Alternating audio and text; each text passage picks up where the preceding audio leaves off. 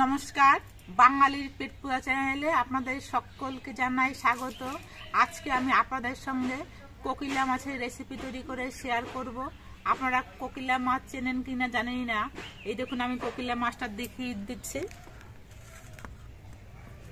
এই মাছগুলোকে আমরা কোকিলা মাছ বলি। এই মাছগুলো একটা সামুদ্রিক মাছ। এই মাছগুলোকে দুরকমভাবে রান্না করা যায়। পেঁয়াজ রসুন দিয়েও রান্না করা যায়, আবার পেঁয়াজ রসুন ছাড়া আলু বেগুন দিয়েও রান্না করা যায়। আমাদের কর্তা মশাই পেঁয়াজ রসুন ছাড়া আলু বেগুন দিয়েই খেতে বেশি ভালোবাসে, আমি আবার পেঁয়াজ রসুন দিয়ে খেতে বেশি ভালোবাসি। এই জন্য দুরকমভাবে এই মাছগুলোকে আজকে আমি রান্না করে আপনাদের সঙ্গে শেয়ার করব। তাহলে বন্ধুরা দেখতে থাকুন আমি মাছগুলো কীভাবে রান্না করছি। মাছগুলো আমি আগেই কেটে ধুয়ে পরিষ্কার করে নিয়েছি। এবার মাছগুলোর মধ্যে নুন আর হলুদ মাখিয়ে নিয়েছি।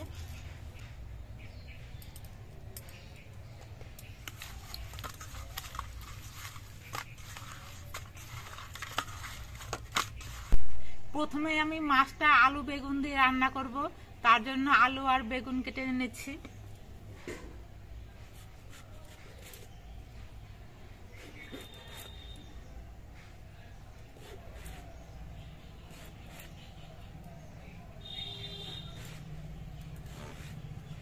বেগুনটা এরকম লম্বা করে কেটে নিলাম।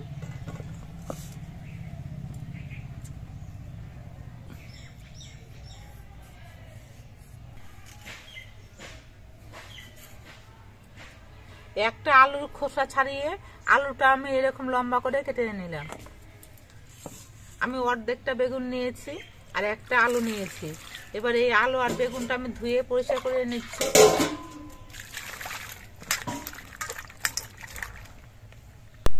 এবার আমি মাছটা রান্না করব। প্রথমেই আমি মাছগুলো ভেজে নেব। তার জন্য উনুনটা ধরিয়ে কড়াইটা বেশ ভালো মতো গরম করে নিয়েছি। এবার কড়াইতে দিচ্ছি সরষের তেল। অনেকগুলো মাছই ভেজে নিতে হবে, এই জন্য কড়াইতে তেলের পরিমাণটা একটু বেশি করে দিয়েছি। তেলটা গরম হয়ে যাওয়ার পর তেলটা আমি কড়াইয়ের চারপাশে লাগিয়ে নিচ্ছি।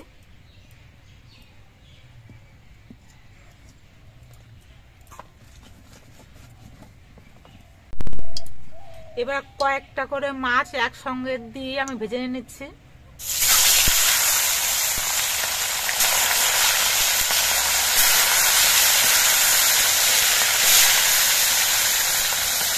আমি 4টে মাছ একসঙ্গে দিলাম ভাজার জন্য।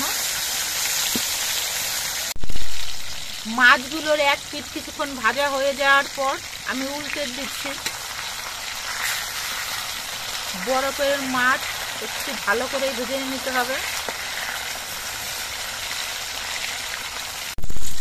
মাছগুলোর দু পিঠই আমার উল্টে নিয়ে ভেজে নেওয়া হয়ে গেছে। মাছগুলো আমি নামিয়ে নিচ্ছি।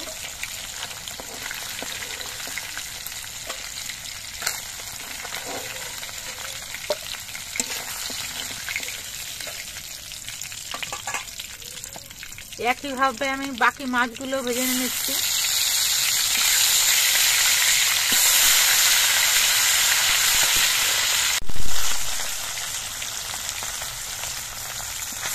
একে একে আমার সবগুলো মাছই ভেজে নেওয়া হয়ে গেছে। মাছ ভাজার পর কড়াইতে যে পরিমাণ তেল আছে, এই তেলেই মাছের ঝোলটা হয়ে যাবে। প্রথমে আমি পেঁয়াজ রসুন ছাড়া আলু আর বেগুন দিয়ে মাছের ঝোলটা তৈরি করব। এবার এই তেলের মধ্যে দিচ্ছি অল্প করে একটু কালো জিরে, আর দিচ্ছি 2টো চেরা কাঁচা লঙ্কা।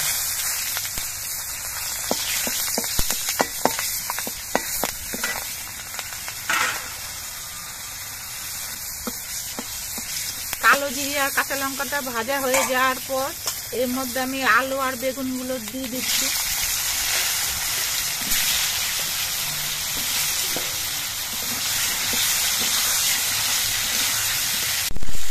আলু আর বেগুনগুলো তেলের সঙ্গে নেড়ে চেড়ে বেশ কিছুক্ষণ ভেজে নিতে হবে।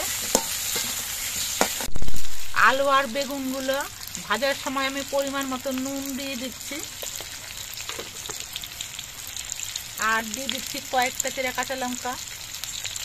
আমি কাঁচা লঙ্কা দিয়েই মাছের ঝোলটা তৈরি করবো। আমি কোনো শুকনো লঙ্কার গুঁড়ো বা শুকনো লঙ্কা বাটা দেবো না। আলু আর বেগুনগুলো আমি বেশ কিছুক্ষণ ভেজে নিয়েছি। দেখুন আলু বেগুনগুলোর কালারটা কিন্তু অনেকটা চেঞ্জ হয়ে গেছে। এবার এর মধ্যে দিয়ে দিচ্ছি পরিমাণ মতো হলুদের গুঁড়ো আর 1 চামচ জিরের গুঁড়ো। অল্প একটু জল দিয়ে দিচ্ছি যাতে মশলাটা পুড়ে না যায়।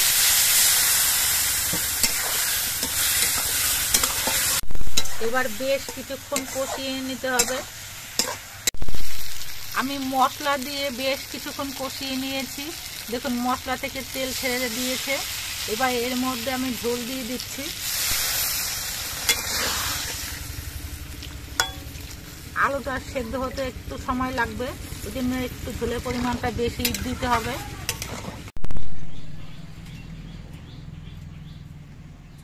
এবার আস্তে আস্তে জাল দিয়ে ঝোলটা কিছুক্ষণ ফুটিয়ে নিতে হবে।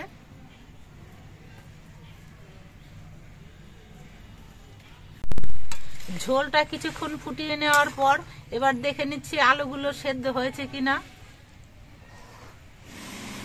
আলুগুলো সেদ্ধ হয়ে গেছে। এবার ভেজে রাখা কয়েকটা মাছ আমি ঝোলের মধ্যে দিয়ে দিচ্ছি। 9টা মাছ হয়েছে, তার মধ্যে 4টে আমি এরকম আলু বেগুন দিয়ে রান্না করছি, 3টে দিলাম, এই 4টে। আর 5টা মাছ আমি পেঁয়াজ দিয়ে রান্না করব। এবার মাছটা দিয়ে ঝোলটা কিছুক্ষণ ফুটিয়ে নিতে হবে। মাছটা দিয়ে ঝোলটা আমি 3-4 মিনিটের মতো ফুটিয়ে নিয়েছি। মাছের ঝোলটা আমার প্রায় তৈরি হয়েই গেছে। এবার এর মধ্যে আমি কিছু কোচানো ধনেপাতা দিচ্ছি। পেঁয়াজ রসুন ছাড়া এইরকম ভাবে কিন্তু আলু বেগুন দিয়ে রান্না করলেও খেতে ভালো লাগে। আসলে দুটো রকম স্বাদ। এরকম ভাবেও খেতে একরকম ভালো লাগে, আবার পেঁয়াজ রসুন দিয়েও খেতে আর এক রকম ভালো লাগে। ধনেপাতা দিয়ে কিন্তু বেশিক্ষণ ফোটাবো না, তাহলে ধনেপাতার সুন্দর সেন্টটা কিন্তু কমে যাবে। আমি 2-1 মিনিটের মতো ফুটিয়ে নিয়ে ঝোলটা নামিয়ে নিচ্ছি। আর এই মাছটা কিন্তু এরকম অল্প অল্প ঝোল রাখলেই খেতে বেশি ভালো লাগবে। খুব বেশি ঝোল রাখলে কিন্তু খেতে ভালো অতটা লাগবে না। এবার মাছের ঝোলটা আমি নামিয়ে একটা পাত্রে ঢেলে নিচ্ছি। আলু আর বেগুন দিয়ে মাছের ঝোলটা আমার তৈরি হয়ে গেছে। এবার আমি পেঁয়াজ রসুন দিয়ে মাছের ঝোলটা তৈরি করব। তার জন্য আমি কিছু জিনিস গুছিয়ে নিয়েছি। 2টো আলু এরকম লম্বা লম্বা করে কেটে নিয়েছি। কিছু পেঁয়াজ আমি এরকম কুচি কুচি করে কেটে নিয়েছি। একটা টমেটো আমি ছোট পিস করে কেটে নিয়েছি। আর 3-4 কোয়ার মতো রসুন আমি থেতো করে নিয়েছি। মাছগুলো আমি আগেই ভেজে রেখেছি। এবার আমি পেঁয়াজ রসুন দিয়ে মাছের ঝোলটা তৈরি করব। তার জন্য আমি কড়াইটা ধুয়ে নিয়ে বসিয়ে দিয়েছি। কড়াইতে দিয়ে দিচ্ছি সরষের তেল। কড়াইয়ের সরষের তেলটা গরম হয়ে গেছে। এবার প্রথমে আমি আলুটা ভেজে নিচ্ছি।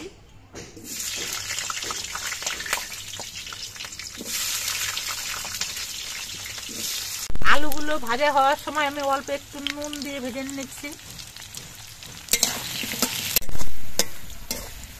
আলুগুলো একটু লালচে রং ধরিয়ে ভেজে নিয়েছি। এবার আলুগুলো আমি নামিয়ে নিচ্ছি। এবার তেলের মধ্যে দিচ্ছি অল্প করে একটু গোটা জিরে, 2টো চেরা কাঁচা লঙ্কা,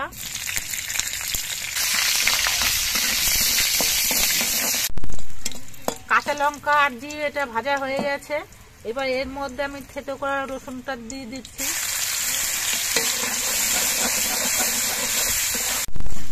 রসুনটাও ভাজা হয়ে একটা সুন্দর সেন্ট বেরিয়েছে। এবার এর মধ্যে আমি কোচানো পেঁয়াজগুলো দিয়ে দিচ্ছি।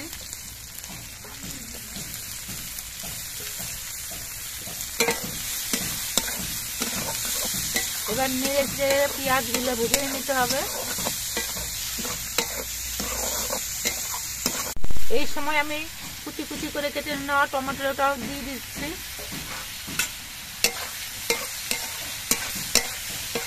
দিয়ে দিচ্ছি পরিমাণ মতো নুন। এই সময় নুনটা দেওয়ার ফলে কিন্তু পেঁয়াজ আর টমেটোগুলো খুব তাড়াতাড়ি নরম হয়ে ভাজা হয়ে যাবে। পেঁয়াজ আর টমেটোগুলো ভাজা হয়ে নরম হয়ে দেখুন গলে গেছে।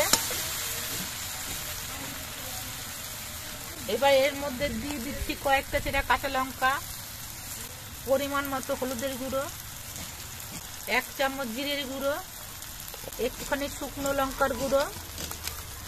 এই রেসিপিটা একটু ঝাল ঝাল খেতেই ভালো লাগে, এই জন্য কাঁচা লঙ্কার সঙ্গে একটুখানি শুকনো লঙ্কার গুঁড়ো দিলে ভালো হবে। এবার একটুখানি জল দিচ্ছি যাতে মশলাটা পুড়ে না যায়।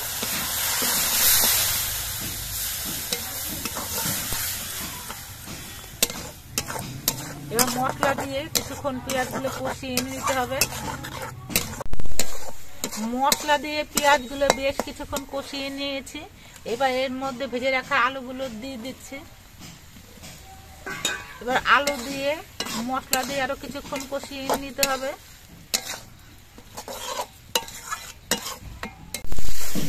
আলু দিয়ে পেঁয়াজ দিয়ে সব মশলা দিয়ে আমি 3-4 মিনিটের মতো কষিয়ে নিয়েছি। এবার এর মধ্যে আমি ঝোল দিয়ে দিচ্ছি। এই রেসিপিটা বেশি ঝোল রাখা হবে না, এই জন্য অল্প করেই ঝোল দিতে হবে, বেশি ঝোল রাখলে খেতে ভালো লাগবে না। এবার ঝোলটা কিছুক্ষণ ফুটিয়ে নিয়ে আলুগুলোকে সেদ্ধ করে নিতে হবে। তরকারিটাতে একটা টমেটো দেওয়া হয়েছে, টমেটো দেওয়ার কারণে তরকারিটাতে যাতে টক ভাব না হয় তার জন্য কষানোর সময় অল্প একটু চিনি দেওয়া দরকার ছিল, কিন্তু কষানোর সময় আমি চিনি দিতে ভুলে গেছিলাম, সেই জন্য এই সময় আমি অল্প করে একটু চিনি দিচ্ছি। তাহলে তরকারিতে কোনো টক ভাব থাকবে না, তরকারিটা খেতে ভালো লাগবে। ঝোলটা কিছুক্ষণ ফুটিয়ে নেওয়ার পর আলুগুলো সব সেদ্ধ হয়ে গেছে। এবার এর মধ্যে ভেজে রাখা মাছগুলো দিয়ে দিচ্ছি। মাছ দিয়েও আবার 2-3 মিনিটের মতো ফুটিয়ে নিতে হবে। মাছটা ঝোলের মধ্যে ডুবিয়ে দিচ্ছি। মাছটা দিয়ে ঝোলটা কিছুক্ষণ ফুটিয়ে নিয়েছি। ঝোলটা বেশ ঘন হয়ে গেছে, মাছের ঝোলটা প্রায় তৈরি হয়ে এসেছে। এবার এর মধ্যে আমি কোচানো ধনেপাতাগুলো দিয়ে দিচ্ছি। আমাদের বাড়ির পাশে একটা বাড়িতে কাজ হচ্ছে, মিস্ত্রিতে কাজ করছে, তার জন্য ঘ ঘ আওয়াজ হচ্ছে। ধনেপাতা দিয়ে আমি নেড়ে চেড়ে মিশিয়ে নিয়ে মাছের ঝোলটা নামিয়ে নিচ্ছি। মাছের ঝোলটা আমার সম্পূর্ণভাবে তৈরি হয়ে গেছে। মাছের ঝোলটা দেখুন দেখতে কত সুন্দর হয়েছে, আর খেতেও কিন্তু আশা করছি ভালো হবে। মাছের ঝোলটা রান্না হওয়ার পর মাছের ঝোলটা আমি শ্বশুর বাড়িতে নিয়ে এসেছি। আপনাদের এর আগে আমি বলেছি কাঠের উনুনে যে রান্নাগুলো আমি করি সেটা আমি আমার বাবার বাড়িতে করি। আমার বাবার বাড়ির পাশে একটা বাড়িতে মিস্ত্রির কাজ করছে, তার জন্য অনেক মেশিনের আওয়াজ আসছিল, এই জন্য ভিডিও শেষ কথাগুলো আমি আর বলতে পারছিলাম না। যাই হোক, আপনারা দেখতে পেলেন আমি কিভাবে কোকিলা মাছ দুরকমভাবে রান্না করলাম। এই মাছগুলো কিন্তু খুব সস্তা দামে পাওয়া যায়। আমাদের এই মাছগুলো 80 টাকা কিলো ধরে 500 গ্রাম মাছ এনেছে। এই মাছগুলো যদি আরেকটু বড় হতো তাহলে হয়তো 100 টাকা কিলো হতো। তাই সস্তা দামের এই মাছগুলো এনে নিয়ে আপনারাও এরকম রেসিপি তৈরি করে নিতে পারেন। আশা করি খেতে ভালোই লাগবে। আর আমাদের ভিডিওটা আপনাদের কেমন লাগলো, যদি ভালো লাগে তাহলে ভিডিওটিতে একটি লাইক দেবেন, নতুন বন্ধু হলে চ্যানেলটিকে সাবস্ক্রাইব করে দেবেন। সকলে সুস্থ থাকবেন, ভালো থাকবেন। দেখা হবে পরবর্তী আরেকটি ভিডিওতে।